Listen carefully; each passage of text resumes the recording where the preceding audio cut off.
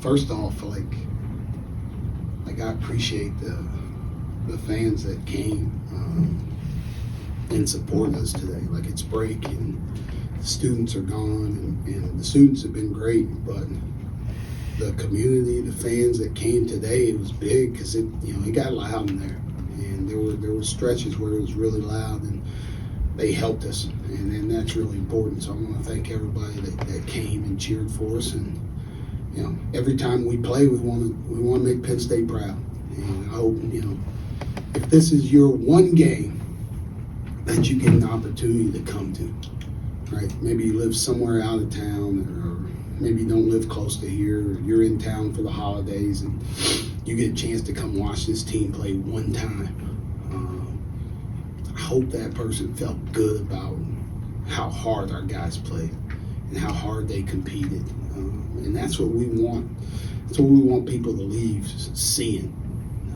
And I think we did that. Like, hats off to our guys. You just talked to them, but maybe they talked to you about practice this week, but it probably wasn't the most pleasant thing for them, especially after sitting out for so long. But how they competed, what they did, like, we had training camp, and there were a bunch of two-a-days, and they came in the morning and practiced, and they went home and they slept and they ate, and then they came back and they practiced again. And it wasn't like it was like we're going to get a couple shots up. No, we competed, and that's how you have to play. That's how you have to play in this league, and that's what those guys did. So hats off to our guys for how they competed tonight, or this afternoon, or whatever time or day it is.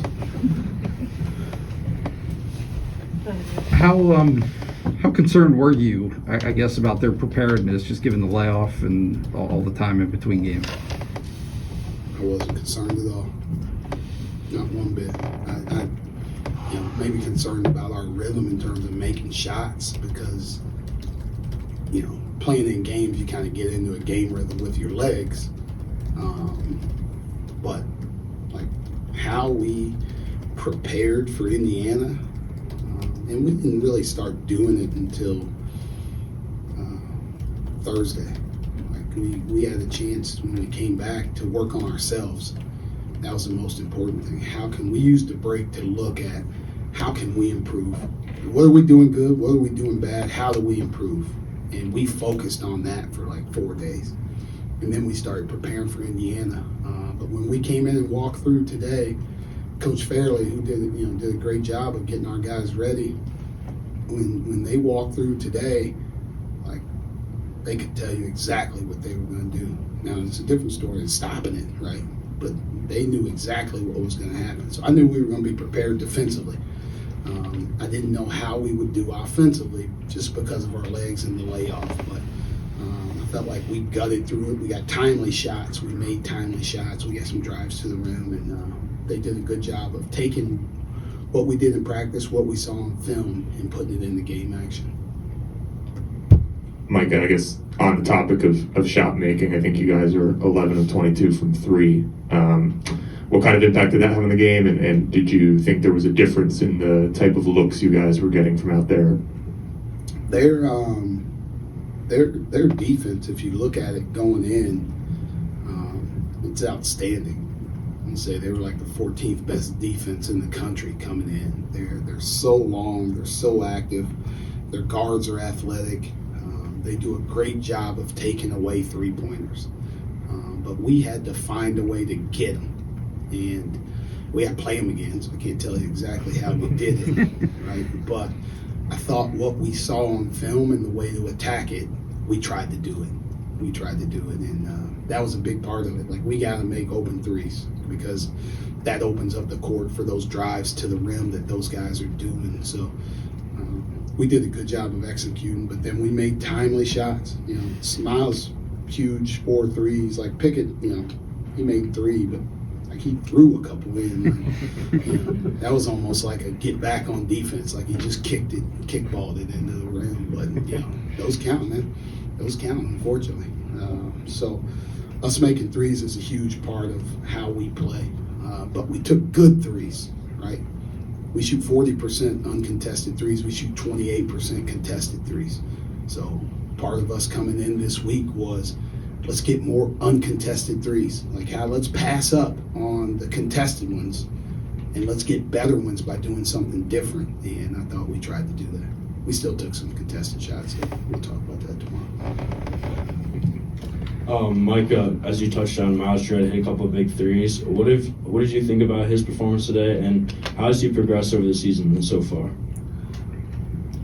Miles came back on, I think we came back on Sunday. Like I told you, I don't know what day of the week it is. I know it's Sunday. But the weeks before that, I don't know what day Christmas was. I think it was Saturday. So we came back on Sunday. Miles came back on Sunday with a really different focus and attitude. How he worked, what he did this week, like he really pushed himself. He and Seth went against each other in practice and were competing and going at it, and I thought they made each other better. But his numbers we looked at too. Like when he shoots uncontested threes, man, they go in. They go in. And he got a bunch of those really good looks, and a lot of that was some other guys setting him up for those looks. But I thought what he did when he came back has been great. And us being undermanned a little bit in terms of how we've played in the first 10 games, I think it's hurt Miles because he's had to play more minutes. How I want to play, it's really hard to do. It's really hard on offense and defense. I'm asking him to play at max effort, and now, like if you go back and think about it, Miles wasn't healthy at the start of the year, right? He just started playing like October 30th, something like that. So he didn't get the full complement of practice that everybody else did. So now he's a little bit behind. So I hope that time really helped him. But we need him to keep doing it. And if he keeps practicing the way he did, I think he will keep doing it. Micah, how's John doing, and what kind of impact do you think that stretch with him out of the game had there? Yeah, John's okay. John's a warrior, man. One thing he does also is he takes care of himself. So he just kind of came down on somebody's ankle when he went to make that post move. You go through that stretch without him. I thought our guys fought, but it's just different, right? He brings a different element defensively. But Trace was going at the time, and it's hard to lose him. And now, like Trace really got it going in the second half in terms of catching it and going to the rim quick. So that was like the best news I heard all day is when somebody came back over and tapped me and said, "Hey, John's available." I was like, "Well, John's going in." So he'll be okay. I'm not worried about him one bit. He's probably in the weight room now. He's probably gonna go get in the cold tub. He's gonna get some ice. He's gonna go home. Probably talk to Justin, get in the Normatec tonight. He's gonna come back. He's gonna be ready to practice tomorrow. Like nothing ever happened. And when other guys see that, like that's inspiring. Go ahead back there. Micah, what do you think about the way you guys crashed the glass tonight? Obviously, that was big, and having 7 offensive rebounds in the second half seemed to really kind of lift you a little bit. Yeah, part of part of our struggles in terms of what we haven't been doing was, our offensive rating goes in line with our shot volume as a team, right? We haven't been getting the same amount of shots as the other people in the country. And we're actually dead last in high major teams in shot volume. We're -6 per game, which is, I don't need to tell anybody this, that's not good. But a way for us to combat that was to lower our turnovers and hit the offensive glass even harder. Our offensive rebounding is dipped in I don't know, since like our third or fourth game. So in the last 5 games, our offensive rebounds have gone down.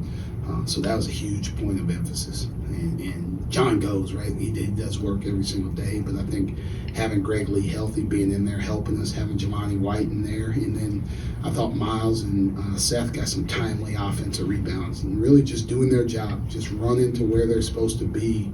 Like, they're not even trying to get them. They're just running to a certain spot where I told them to get to, and the ball just goes to their hands. So it helps us. It helps us and gives us more cracks at it.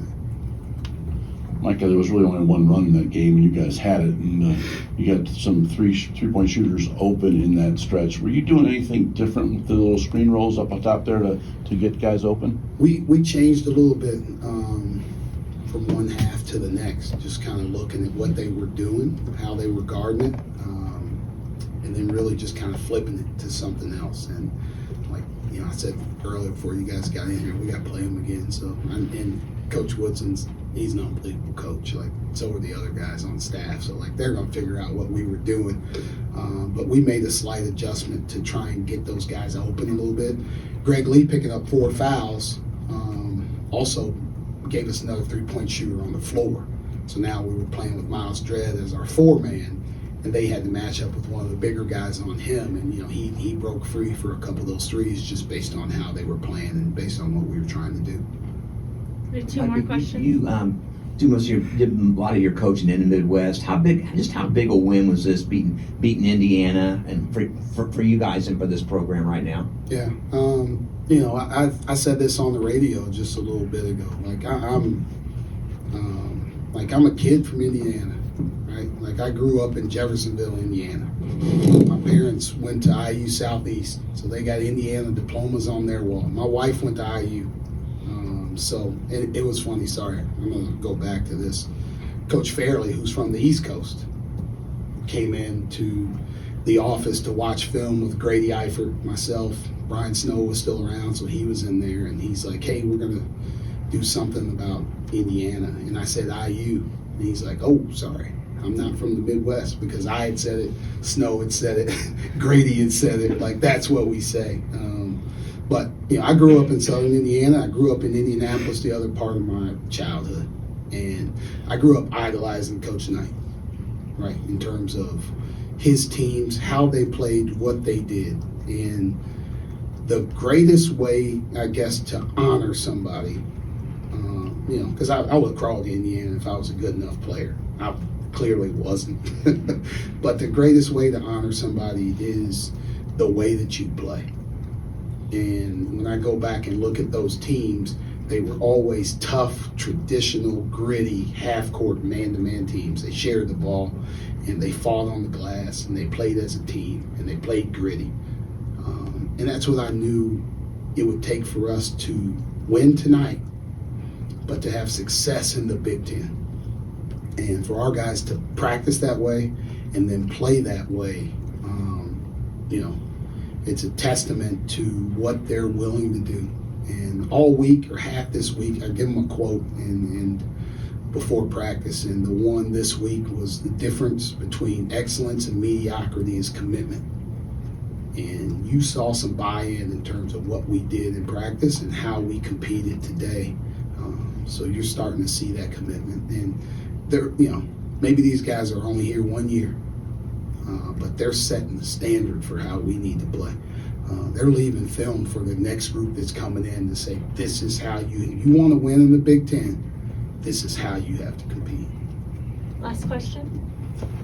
Mike, I apologize if you've been asked this already. Sorry. I like you, Dustin. Good to see you, man. Just the zone, the 2-3, especially what it did in the second half, just about, what led you to go to that first off, and what did you guys think you did effectively to keep them from getting moving? You know what? I get my years confused. In 2000 and probably 13, when I went to the NBA, and, Coach Woodson was coaching there, and then, still, like, all the way through, basically, until this past year. He was with the Knicks at the time, so we played him 4 times, right? They're in our division when I was in Boston, and like what he did out of timeouts was fantastic.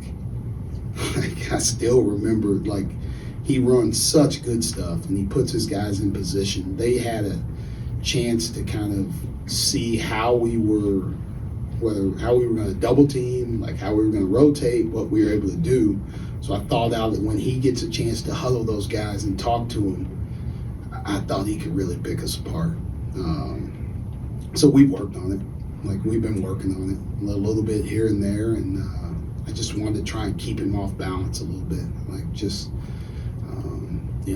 force those guys, like, they say, take the pen out of his hand a little bit and force the players to make decisions. Because I got nothing but the utmost respect for him, competing against his teams. Like, he was with Doc Rivers last in LA, who's one of the best at drawing up stuff out of timeouts and picking you apart. And Armand Hill is sitting on his bench. Coach Hill left and went to the Clippers with Doc Rivers, and I sat at that desk when he left. So I know how good he is as well. So we had to do something different. If I would have just stayed the same way, he would start picking us apart.